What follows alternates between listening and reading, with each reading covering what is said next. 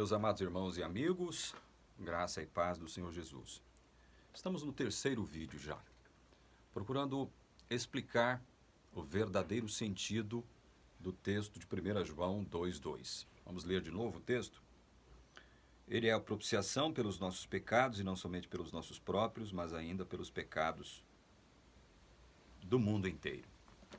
Então, a teologia adventista vai afirmar, dentre outras coisas, que Deus não elege, Deus não escolhe ninguém, Deus não predestina ninguém. Por quê? Porque Ele predestinou o mundo inteiro para a salvação, com base nesse texto aqui.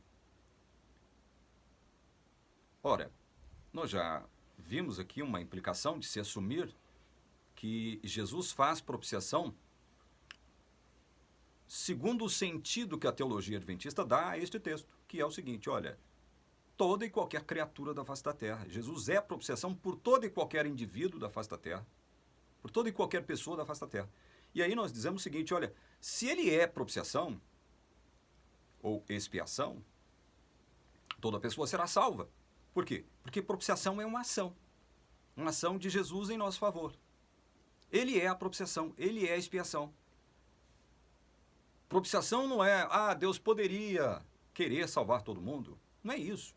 Está falando que ele é. Jesus é propiciação. Ele é expiação.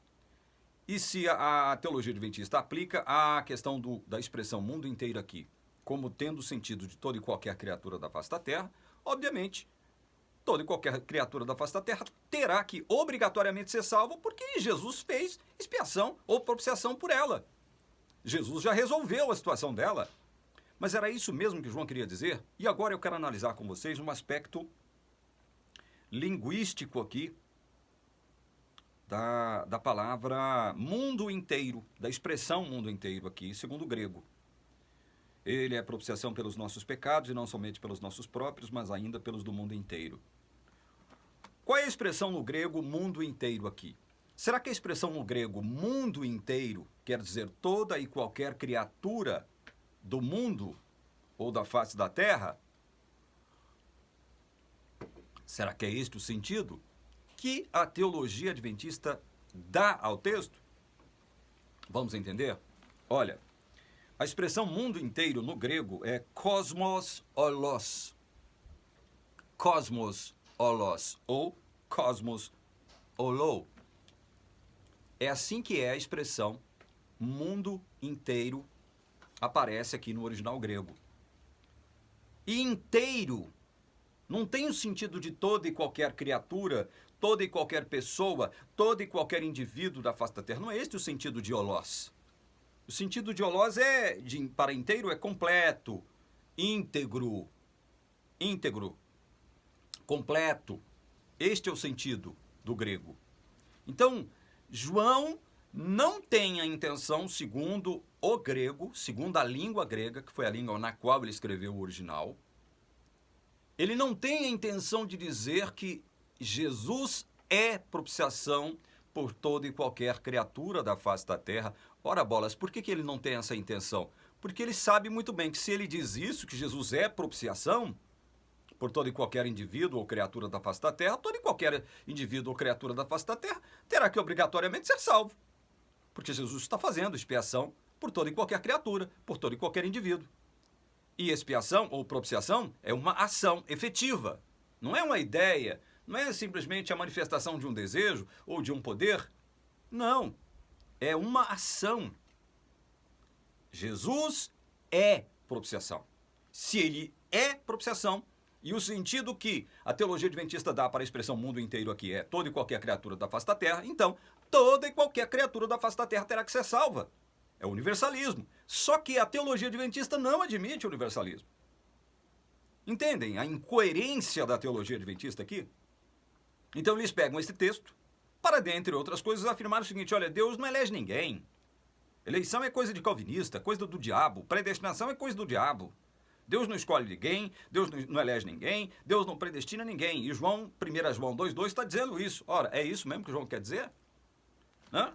Olha, em contraposição a esta ideia de um mundo inteiro como toda e qualquer criatura, como a teologia adventista vai afirmar, Vamos ler aqui o que diz Apocalipse capítulo 5, versículo 13. Apocalipse capítulo 5, versículo 13. Diz-nos assim, olha. Então ouvi que toda criatura que há no céu e sobre a terra, debaixo da terra e sobre o mar, e tudo que neles há, estava dizendo: aquele que está sentado no trono e ao Cordeiro, seja o louvor e a honra e a glória e o domínio pelos séculos dos séculos. Interessante essa expressão aqui, olha, no início do verso 13. Então ouvi que toda criatura que há no céu, sobre a terra, debaixo da terra, sobre o mar. Ou seja, essa expressão no grego aqui, toda criatura, como é que ela está aqui no original? Como é que ela está no original? Será que ela estaria no original da mesma forma como o mundo inteiro? Cosmos holos? Não. A expressão aqui para toda criatura no grego é pankitismos. Pan de todo ou toda, todos ou todas. Quitismos, criatura, criação. Então vocês estão vendo a diferença? Vocês estão percebendo a diferença? Por que nós estamos mostrando essa diferença na língua grega? Para que não paire nenhuma dúvida sobre a verdadeira intenção do autor de 1 João 2,2. 1 João 2,2 foi escrito por João. Então João não tinha a intenção de dizer que Jesus é propiciação por toda e qualquer criatura da face da terra. Porque senão ele teria escrito o quê? Como ele escreveu Apocalipse, toda criatura, ele teria escrito o quê? Ele é a propiciação pankitismos, por toda criatura. Pankitismos. E não foi isso que ele escreveu cosmos holos, mundo inteiro. E o mundo inteiro não tem o sentido de toda e qualquer criatura. E nós já mostramos isso no vídeo passado. O sentido é que Deus tem seus filhos espalhados pelo mundo inteiro. E no final de tudo, o que vai acontecer? O que Jesus fez na cruz, derramando o seu santo sangue e depois ressuscitando, significou o quê? Apocalipse capítulo 5. Vamos lá, abrir de volta Apocalipse, para que vocês vejam como é maravilhosa a palavra de Deus. E quando a gente tem a liberdade de estudá-la, sem nenhuma pressão, sem nenhuma tendência, né? Sem nenhuma obrigação de aceitar um determinado ponto de vista, a palavra de Deus se nos revela maravilhosa. Apocalipse 5, verso 9 diz assim: entoava um novo cântico dizendo: digno és de tomar o livro e de abrir-lhe os selos, porque foste morto, e com teu sangue compraste para Deus os que procedem de toda tribo, língua, povo e nação. O sangue santo do Senhor Jesus, derramado na cruz por nós, comprou, não, veja bem, não toda tribo, não toda língua, não todo povo e não toda nação. Ele comprou os que procedem de toda tribo, de toda língua, de todo povo e de toda nação. É diferente. Estão vendo como é diferente? Porque é isto, no final, que vai acontecer. O sangue precioso do nosso Cristo, derramado na cruz, comprou pessoas do mundo inteiro. Entendem?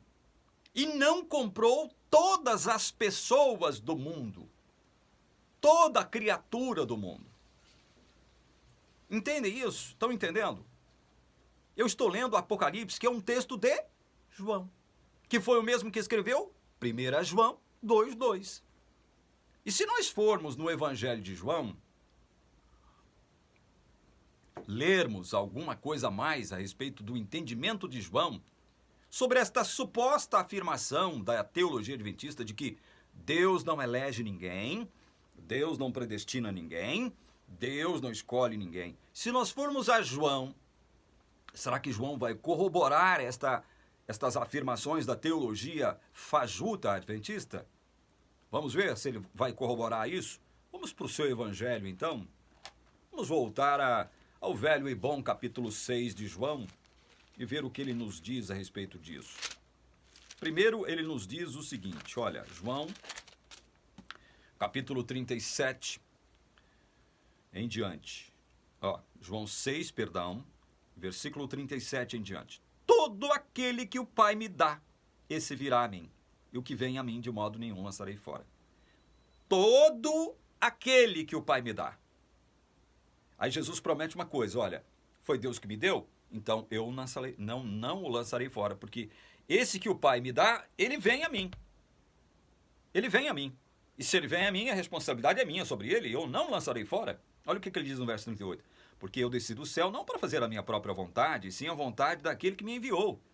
Jesus quer fazer a vontade daquele que o enviou. E no verso 39 ele afirma, ele explicita qual é essa vontade. Olha aqui, verso 39. A vontade de quem me enviou é esta, que nenhum eu perca de todos os que me deu. Pelo contrário, eu o ressuscitarei no último dia. Olha, qual é a vontade de Deus?